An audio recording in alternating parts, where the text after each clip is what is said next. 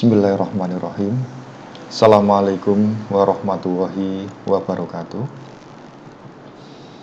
Apa kabar semuanya? Semoga dalam keadaan sehat walafiat, diberikan panjang umur, diberikan banyak rezeki. Kita lanjutkan untuk materi teknologi informasi. Pada hari ini akan kita bahas tentang teknologi jaringan.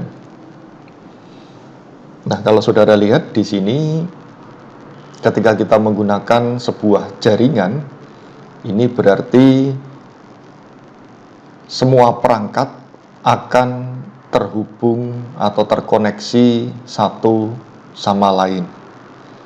Nah, manfaatnya apa? Ketika kita menggunakan jaringan, yang pertama kita bisa melakukan komunikasi. Kemudian yang kedua, kita bisa berbagi file. Kemudian yang ketiga, kita bisa mengunduh, mengupload dari file yang ada di dalam jaringan. Yang keempat, kita bisa menggunakan perangkat yang ada di komputer yang lainnya. Nah, ini beberapa manfaat dari penggunaan jaringan. Nanti mungkin secara detail akan kita bahas lagi. Kita masuk ke definisi dulu. Jadi teknologi jaringan itu apa? Teknologi jaringan ini adalah serangkaian interkoneksi. Interkoneksi itu artinya hubungan satu sama lain antara teknologi yang saling berhubungan. Dalam hal ini adalah komputer satu dengan komputer yang lain. Nah, jaringan komputer itu apa? Jaringan komputer adalah sebuah kumpulan komputer dan peralatan lainnya yang saling terhubung. Jadi konsep jaringan ini peralatan yang saling terhubung antara satu dan lainnya. Nah, ketika jaringan ini terhubung, apa yang bisa dilakukan? Yang pertama, dia bisa melakukan sharing sumber daya semuanya. Jadi ketika kita nge-share di dalam PC kita, itu semua isinya bisa diambil, bisa di-copy, bahkan bisa dihapus. Kemudian komunikasinya bisa menggunakan chat atau mungkin bisa menggunakan yang lainnya. Kemudian kita bisa melakukan pertukaran data.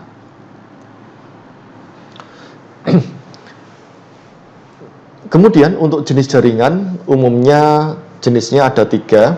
Yang pertama ada jaringan area lokal, atau kita kenalnya adalah LAN. LAN itu adalah Local Area Network, jaringan yang lingkupnya lokal. Nanti akan kita bahas secara detail, jaringan lokal itu meliputi apa saja, kemudian yang dibutuhkan apa saja untuk membuat jaringan area lokal. Yang kedua ada namanya jaringan area metropolitan, atau istilahnya adalah MAN, Metropolitan Area Network. Kemudian yang ketiga ada jaringan area skala besar, atau WAN, Wide Area Network. Ini lingkupnya juga berbeda. Ini lingkup yang kecil, kemudian ini lingkup yang menengah, dan ini lingkup yang besar. Ini adalah jenis jaringannya. Kita bahas satu persatu. Yang pertama adalah jaringan area lokal. Jaringan area lokal ini adalah jaringan yang dibatasi oleh area yang relatif kecil. Umumnya dibatasi oleh area lingkungan seperti sebuah perkantoran di sebuah gedung atau sebuah sekolah, dan biasanya tidak jauh dari sekitar 1 km persegi. Jadi definisi jaringan area lokal ini areanya kecil, kemudian dibatasi lingkungan, perkantoran, gedung, atau sebuah sekolah. Nah, jaraknya itu tidak lebih dari 1 kilometer persegi.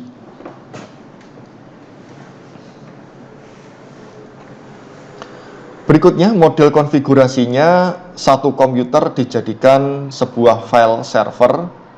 Nanti akan kita bahas apa itu server, apa itu client, yang digunakan untuk menyimpan perangkat lunak yang mengatur aktivitas jaringan.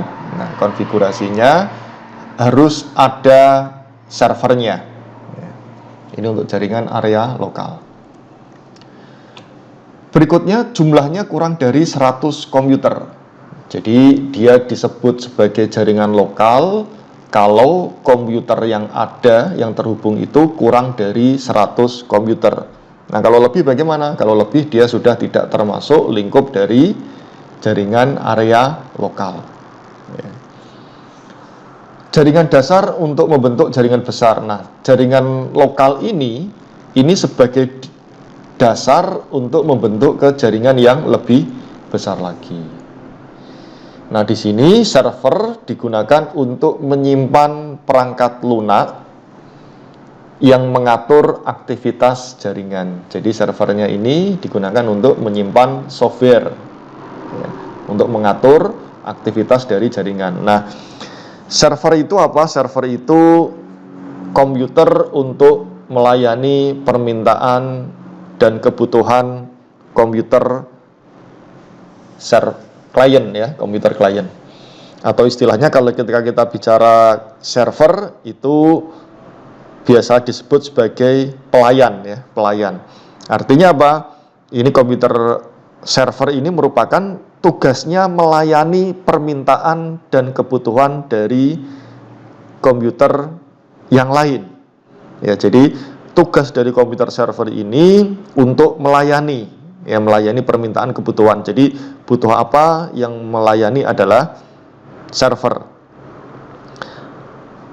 Nah, komputer yang berada dalam lingkungan jaringan ini, ya, itu disebut sebagai komputer klien. Nah, komputer klien ini adalah komputer yang fungsinya untuk meminta atau merequest data berupa file, aplikasi, resource, sumber daya untuk penggunaan memori, printer, hard disk, ya, printer dari komputer server. Ya, jadi sudah disediakan melayani kalau klien itu yang meminta, ya, yang meminta request data. Nah, kemudian fungsinya apa komputer server ini? Ya, komputer server ini beberapa fungsinya. Jadi yang pertama, dia bisa memiliki tanggung jawab, ya, melayani permintaan komputer klien dan mengatur jalannya lalu lintas. Jadi yang mengatur lalu lintas data, ya, yang mengatur lalu lintas dalam sebuah jaringan itu adalah komputer server. Kemudian yang kedua, komputer server ini fungsinya adalah untuk menyediakan sumber daya yang digunakan secara bersama-sama, ya, baik berupa hardware, aplikasi, ya, ataupun yang lainnya. Nah, yang ketiga, fungsinya adalah berguna menyimpan file atau data yang dapat diakses secara bersama-sama, ya, dengan menggunakan file sharing. Ya, kalau di sini mungkin kita repository, ya. Repository itu di tempatnya pangkalan data, kita bisa mengakses data-data yang kita perlukan. Ya, kemudian fungsi komputer server berikutnya, dia mengatur hak akses level, ya, dalam suatu jaringan sehingga tidak semua komputer klien itu dapat mengakses data yang disimpan di komputer server. Jadi bagian keuangan, ya, dikasih data tentang keuangan, ya, bagian akademik dikasih data tentang akademik. Yaitu yang mengatur adalah komputer server. Kemudian berikutnya, tugas fungsi berikutnya, dia menyediakan database dan aplikasi yang dapat dijalankan pada semua komputer, ya, database-nya sudah disediakan. Sama, ya, di UASM ini juga ada komputer servernya, ya, dia menyediakan, ya, misalkan dosen mengakses data mata kuliah, ya, server akan memberikan data tentang mata kuliah, ya, memberikan data tentang mahasiswa, ya, memberikan data tentang jadwal. Sama, mahasiswa ketika membutuhkan data KRS, membutuhkan data IPK, nanti komputer server akan memberikan data. Dosen bisa nggak ngakses di bagian keuangan, mahasiswa yang belum bayar nggak bisa. Karena itu tugas komputer server adalah mengatur tentang hak akses levelnya. Nah ini ya termasuk sama ketika kita menggunakan jaringan, saya bisa mencetak yang printer yang ada di Fakultas Ekonomi misalkan, atau di printer di Fakultas Teknik misalnya. Itu adalah salah satu fungsi dari jaringan. Nah ini kalau saudara lihat itu bentuknya, ya, itu bentuknya. Jadi di sini ada komputer satu untuk server, kemudian dia berbagi dengan komputer klien. Ya, server ini melayani, ya ini yang bagian untuk meminta sumber daya ya, dibutuhkan apa, minta ke server dikasih, butuhkan dikasih. Jadi konsepnya seperti ini. Ya. Ini adalah tentang komputer server. Nah kemudian kalau klien ini dia request ya, dia fungsinya request layanan ya, misalkan minta data mahasiswa, server akan memberikan data mahasiswa. Ya, kemudian ini contohnya apa? Contohnya mengambil file dari server ya, suatu program komputer, kemudian dia request dulu, mengirimkan kepada program yang berjalan. Selanjutnya server ini dia akan mengirimkan sesuai dengan permintaan dari klien. Tadi sudah seperti yang saya jelaskan. Konsepnya seperti ini. Jadi ini di USM sendiri juga ada ya, ada komputer server. Kemudian dia yang bertugas untuk melayani. Nah, untuk membuat jaringan, ya khususnya jaringan komputer, ini ada beberapa perlengkapan yang dibutuhkan pada saat membangun sebuah jaringan. Yang pertama ada namanya router. Ini bentuknya seperti ini. Saudara kalau pasang ISP, Internet Service Provider, ya, atau memasang internet di rumah, baik menggunakan IndiHome, Merepublik, ataupun mungkin MNC, atau mungkin internet yang lain, itu pasti ada namanya router. Nah, saudara lihat, bentuknya kurang lebih seperti ini, bentuknya macam-macam ya, ini router. Nah, router ini adalah jantung pada sebuah jaringan. Ini perangkat yang diperlukan ya, perangkat yang sangat diperlukan. Ini router. Fungsinya apa? Fungsinya untuk menghubungkan jaringan satu dengan jaringan yang lainnya. Nah, jaringan satu dengan jaringan yang lainnya ini terhubungkan. Jadi ketika kita menggunakan internet, ya di sini ada routernya, harus ada ya, harus ada routernya. Tapi kalau jaringan lokal, apakah butuh router? Tidak harus. Ya, artinya kita menggunakan switch atau hub saja, kita sudah bisa terkoneksi dengan komputer-komputer yang lainnya. Nah, router ini digunakan untuk menghubungkan jaringan internet dengan jaringan LAN. Ini syarat untuk menghubungkan jaringan internetnya harus ada routernya. Ya, kalau hanya lokal saja komputernya terhubung, itu tidak harus menggunakan router yang ada di sini.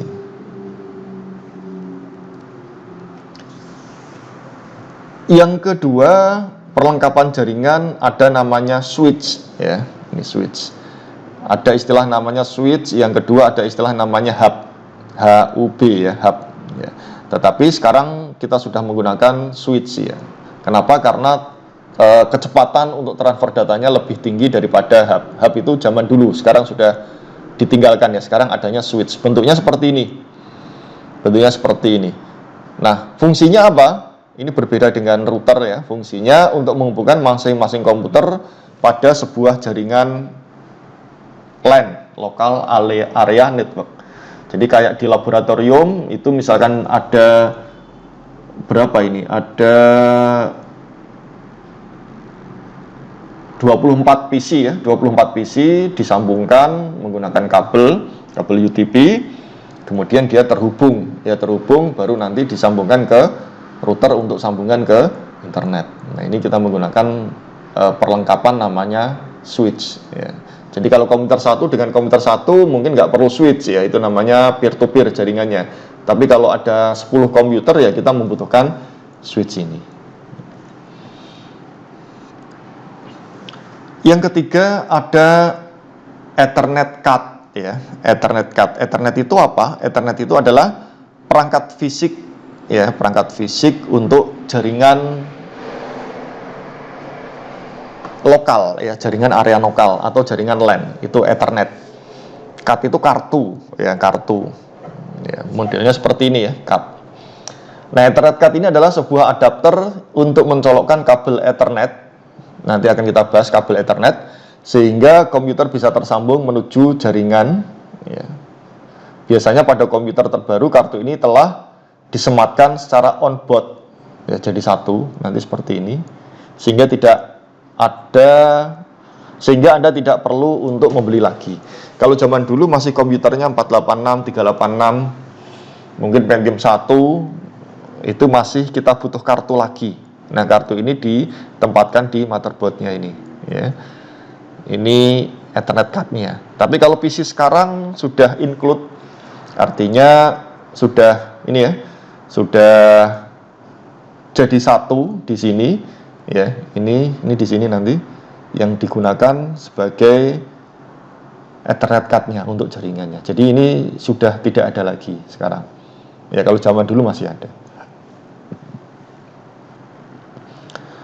Yang keempat ada lagi yang namanya Ethernet kabel. Ini adalah kabel yang digunakan untuk menghubungkan komputer ke router atau bisa juga komputer satu dengan komputer yang lainnya. Nah, pada ujung kabel ini diberi sebuah konektor yang disebut konektor RJ45. Nah, ini konektornya, ini Ethernet kabelnya. Ya, ini Ethernet kabelnya. Ini Ethernet kabelnya menggunakan kabel UTP ya. UTP itu singkatannya adalah Unsigned Twist Pair ya. Itu kabel yang terbuat dari bahan pengantar tembaga. Jadi ini mempunyai isolasi dari plastik dan terbungkus oleh bahan isolasi yang dapat melindungi dari api ya, ini ya. Dapat melindungi dari api dan juga kerusakan fisiknya. Nah, kabel UTP terdiri dari 4 pasang inti kabel yang bersifat ya, 4 pasang ini 1, 2, 3, 4 yang terbelit ya, ini 4 yang terbelit di mana mempunyai kode warna yang berbeda-beda. Jadi di sini ada warna oranye sama putih oranye, kemudian ada warna biru sama biru oranye. Ya, kemudian ada warna lagi hijau sama hijau putih, coklat sama coklat putih. Nah, ini ketika kita nanti akan membuat sambungan ya, sambungan dari kabel. Jadi kabel ini kalau tipenya strike itu untuk komputer dalam jumlah banyak. Jadi di ujungnya sini harus sama ya, harus sama antara kabel satu dengan ujung yang lain, ini harus sama. Yang kedua ada yang modelnya cross ini dibalik ya, cross. Kalau ini oranye sama oranye putih ya, ini dia menjadi hijau sama hijau. Nah, cross ini digunakan untuk jaringan peer to peer itu hanya 2 PC satu dengan PC kedua, laptop satu dengan laptop kedua, itu tanpa menggunakan switch. Kalau ini yang strike ini menggunakan switch atau hub ya, yang digunakan untuk ke routernya. Nah, ini adalah perlengkapan. Nah, nanti mungkin kapan kita praktekkan ya, kita praktekkan gimana caranya kita membuat jaringan ya, jaringan yang sederhana sehingga bisa terkoneksi dari PC-nya ya. Peralatan yang lain ada namanya crimping tool ya. Ini crimping tool ini. Nah, itu untuk apa? Menghubungkan antara kabel UTP dengan konektor RJ45 ya, konektor RJ45 tadi kita bahas ya. Konektor RJ45 ini konektor ya, atau penghubung kabel Ethernet yang dipakai untuk jaringan. Dia biasanya mempunyai ujung kabel UTP ya, TV yang mampu menghubungkan pemancar penerima atau transceiver ya. Settingannya ada dua ya, ada cross sama strike ya, cross sama strike tadi sudah saya jelaskan. Oke, kemudian ini crimping tool, jadi nanti di sini. Kemudian ada line tester untuk mengetes apakah kabelnya berfungsi atau tidak. Jadi nanti disambungkan dari sini ke sini. Nanti kalau nyala semuanya, berarti kita berhasil melakukan crimping tool, ya, melakukan pemasangan kabelnya. Kemudian ada gunting ini, biasanya untuk memotong ujungnya. Nah, crimping tool ini digunakan untuk menyambungkan konektor RJ45 dengan kabel Ethernet atau kabel UTP. Nah, line tester digunakan untuk testing kabel LAN telah berfungsi atau tidak. Nah, ini untuk perlengkapan jaringannya. Yang kedua, setelah jaringan lokal atau local area network, ada namanya jaringan area metropolitan. Nah, ini lingkupnya dia lebih besar dari jaringan area lokal. Misalnya wilayah dalam satu provinsi.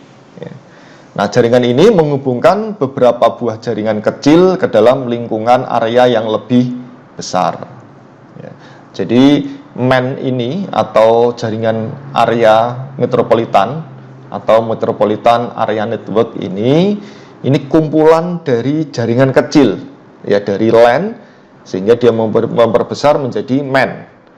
Contohnya apa? Contohnya jaringan bank, ketika beberapa kantor cabang pada sebuah bank di dalam sebuah kota besar dihubungkan antara satu dengan yang lainnya. Misalkan Bank DKI, kalau di sini ya Bank Jateng ya.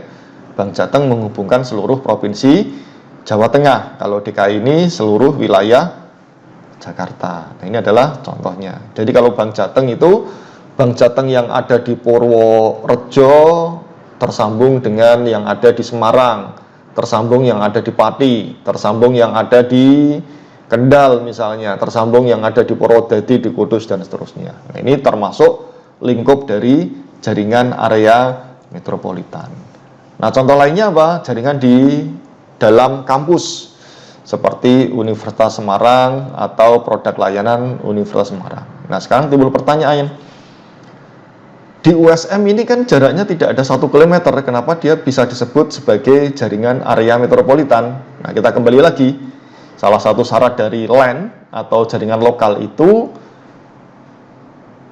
PC-nya ada 100 maksimalnya. Sementara kalau kita lihat di Universitas Semarang, PC-nya lebih dari 100. Ya, di FTIK saja labnya ada 6 atau 7 ya. Itu kalau satu lab isi 30 itu jumlahnya sudah berapa? Itu baru labnya, belum perangkat yang digunakannya. Belum untuk fakultas ekonomi, belum untuk fakultas psikologi ataupun fakultas yang lainnya. Sehingga ketika PC yang digunakan lebih dari 100, ya meskipun dia radiusnya tidak lebih dari 1 km, dia disebut sebagai jaringan area metropolitan. Ya. Nah, lainnya lokal areanya dari mana? Dari FTIK, dari psikologi, dari ekonomi, dari teknik, ya, dari hukum. Nah, itu mengumpul menjadi jaringan area metropolitan. Penggunaan jaringan pada kota diantaranya adalah kantor pusat dengan kantor cabang yang terhubung jaringan dalam kota yang sama. Cabang ya, antar cabang. Berikutnya jaringan area skala besar. Ini jaringan yang lingkupnya sudah menggunakan sarana satelit ataupun kabel bawah laut. Contohnya keseluruhan jaringan bank yang ada di Indonesia ataupun yang ada di negara-negara lain. Bank yang ada di Jakarta bisa menghubungi kantor cabangnya yang ada di Hong Kong hanya dalam beberapa menit. Ya, ini sudah menggunakan satelit. Kalau saudara lihat di mesin-mesin ATM itu pasti ada satelitnya. Ya, modelnya seperti parabola ya. Itu langsung. Jadi ketika saudara mengambil transaksi di Semarang, ya, di Semarang misalkan di Soekarno-Hatta, mengambil uang sebanyak 100 juta atau di ATM maksimalnya 10 juta ya. 10 juta, kemudian saudara pindah lagi ke Gayam Sari, itu otomatis saldonya sudah berkurang. Nah, kalau nggak berkurang yaitu banknya yang kebobolan. Nah, makanya dia menggunakan satelit. Artinya saldonya itu sudah real time. Ya, kalau diambil ternyata masih nunggu waktu 5 menit, dia ngambil lagi, ya otomatis nanti malah repot ya. Uangnya 10 juta bisa diambil 2 kali ya. 10 juta di sini saldonya berkurang karena nunggu waktu. Ini makanya butuh waktu yang cepat. Hitungannya tidak hanya menit tapi detik. Biasanya jaringan area skala besar agak rumit dan sangat kompleks, menggunakan banyak sarana untuk menghubungkan antar jaringan area lokal dan jaringan area skala besar ke dalam komunikasi global seperti internet. Jadi sudah menggunakan teknologi internet. Jaringan area lokal, jaringan area metropolitan, dan jaringan area skala besar tidak banyak berbeda dalam beberapa hal. Hanya lingkup areanya saja yang berbeda. Jadi yang membedakan itu hanya lingkup areanya. Proses pemasangannya pun juga sama. Ya. Itu adalah tentang jaringan lokal, jaringan metropolitan, dan jaringan skala besar. Yang membedakan apa? Yang membedakan hanya areanya saja. Jadi kalau kecil itu LAN, lebih besar lagi itu MAN, lebih besar lagi itu adalah jaringan skala besar. Berikutnya kita akan bahas tentang topologi jaringan. Nah, topologi ini apa? Topologi jaringan ini merupakan rancangan yang dibuat pada suatu jaringan komputer atau suatu cara untuk menghubungkan komputer satu dengan komputer yang lain sehingga bisa membentuk suatu jaringan komputer. Jadi rancangannya, topologi itu adalah rancangannya ya. Pada pelaksanaannya ada beberapa jenis topologi jaringan yang digunakan sesuai dengan skala jaringan, tujuan, biaya, dan penggunaannya. Jadi ada beberapa jenis yang digunakan sesuai dengan skala jaringan. Nah, macam-macam macam-macam topologi jaringan komputer beserta kelebihan dan kekurangannya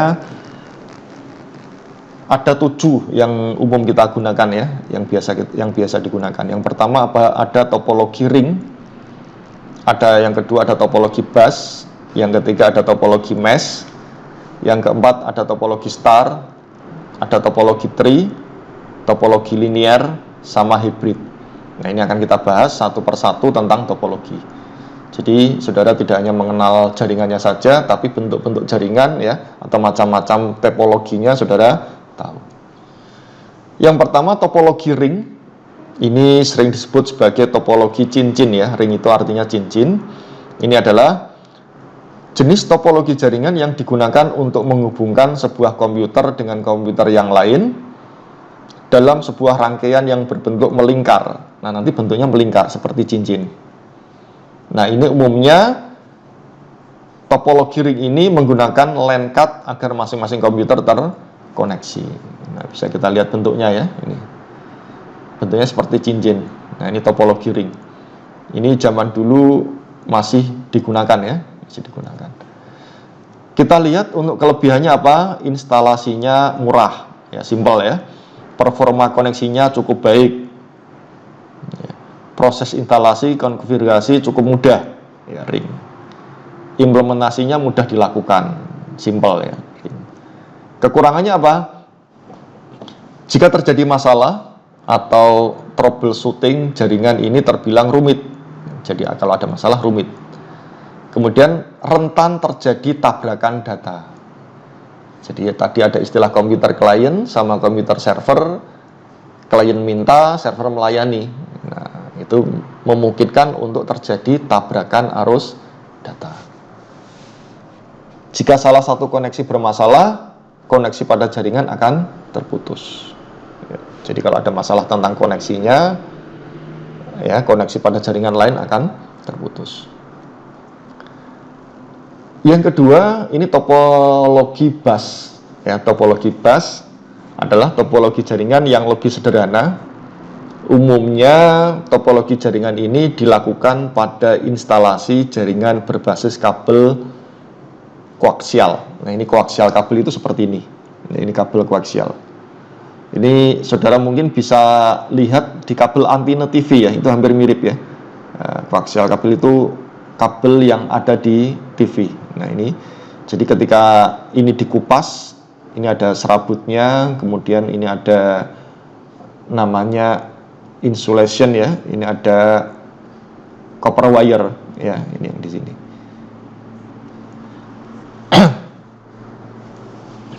Topologi bus menggunakan kabel koaksial pada sepanjang node klien dan konektor. Jenis konektor yang digunakan adalah BNC, nah seperti ini, mirip seperti TV ya. Kemudian ada terminator dan TNBC.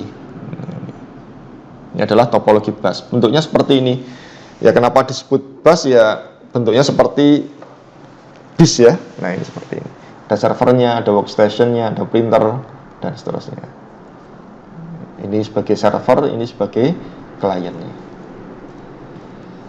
Kelebihannya apa? Topologi bus ini yang pertama mudah digunakan dan sangat sederhana. Kemudian instalasinya murah karena kabel yang digunakan sedikit. Penambahan klien dan workstation baru lebih mudah dilakukan. Kekurangannya sering terjadi tabrakan arus data. Ya, ini hampir mirip seperti topologi ring. Cuma bentuknya beda, kalau ring itu melingkar, kalau bus itu berjejer ya. Seperti kalau kita lihat bis. Nah, proses pengiriman dan penerimaan data kurang efisien. Karena harus melalui ya, dari belakang ke depan lagi. Kemudian topologi bus yang lama sulit untuk dikembangkan. Pengembangannya susah. Jika ada masalah pada kabel, misalnya terputus, maka komputer workstation akan terganggu. Ini sama seperti topologi ring.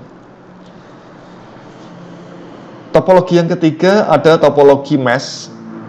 Ini adalah topologi yang bisa digunakan untuk rute yang banyak. Jaringan topologi ini menggunakan kabel tunggal sehingga proses pengiriman data menjadi lebih cepat tanpa melalui hub atau switch. Tadi sudah saya sampaikan ya, switch tadi sama ya, sama hubnya, cuma perbedaannya di kecepatan untuk transfer datanya. Nah ini bentuknya topologi mesh. PC1 ke PC2, PC2 ke PC3, PC1 ke PC1 ke PC2, PC1 ke PC3, PC1 ke PC3, PC1 ke PC4. Nah ini muter, ini bentuknya mesh seperti ini. Kelebihannya apa? Bandwidth limitnya cukup besar. Kemudian security data pada topologi ini sangat baik. Keamanannya lebih baik.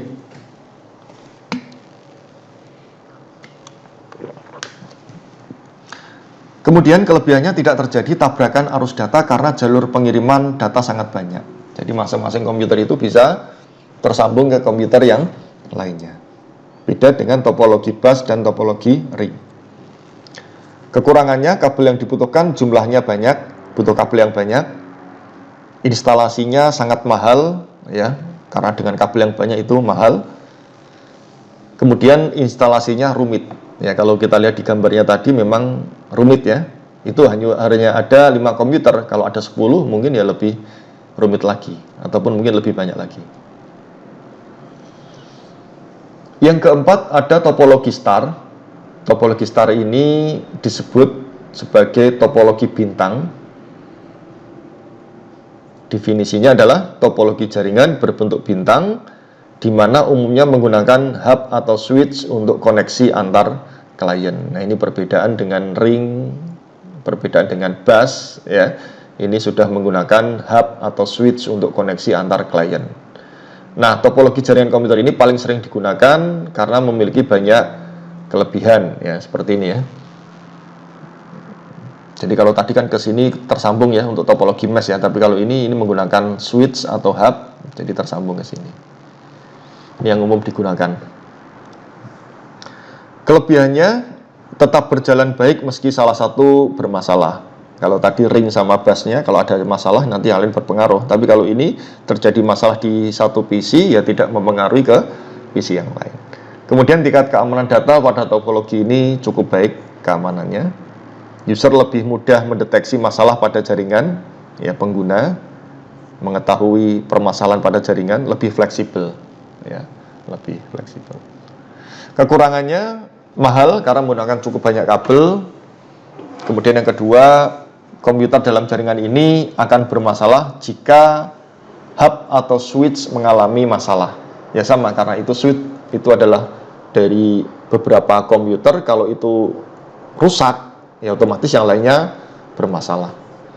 Kemudian sangat tergantung pada terminal pusat.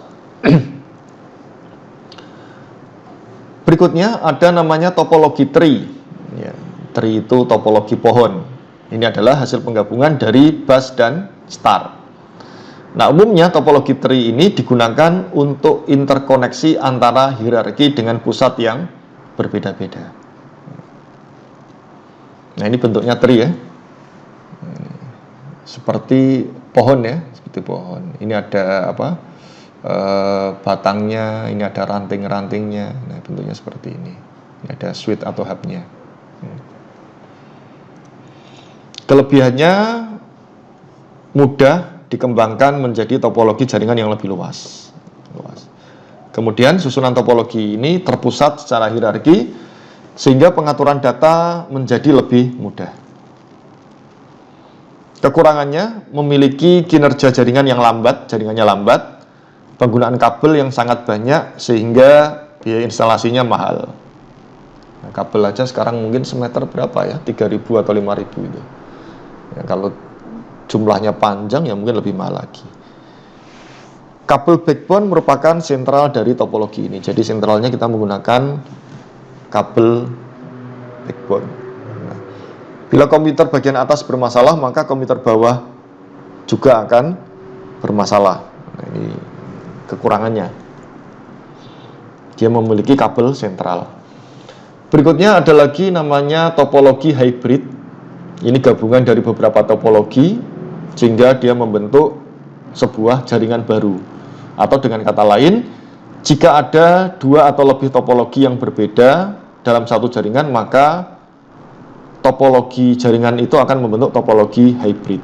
Jadi kalau ada dua atau lebih topologi yang berbeda, dia terhubung, yaitu yang disebut sebagai topologi hybrid. Nah, ini bentuknya seperti ini. Ini kan ada start, kemudian ada ring, kemudian ada bus, ya. Ini terhubung menjadi satu. Ini yang disebut sebagai topologi hybrid, ya, hybrid seperti ini. Ini kan start, ini ring, ini bus. Kelebihannya fleksibel, penambahan koneksi lain menjadi sangat mudah. Ya, ini kelebihannya. Ini yang sekarang lagi tren ya, kita menggunakan topologi hybrid. Proses instalasi pengaturannya cukup rumit, ya. Kemudian manajemen topologi hybrid sangat sulit dilakukan. Biaya untuk membuat topologi ini cukup mahal. Oke, mungkin itu penjelasan tentang teknologi jaringan, ya. Seperti biasa kalau ada pertanyaan bisa ditanyakan di e-learning atau bisa ditanyakan di grup WA atau bisa ditanyakan di kolom komentar. Ya, nanti mungkin setelah ini ada diskusi dan ada kuis, silakan nanti dicek di e-learning. Baik, saya kira cukup. Saya akhiri. Assalamualaikum warahmatullahi wabarakatuh.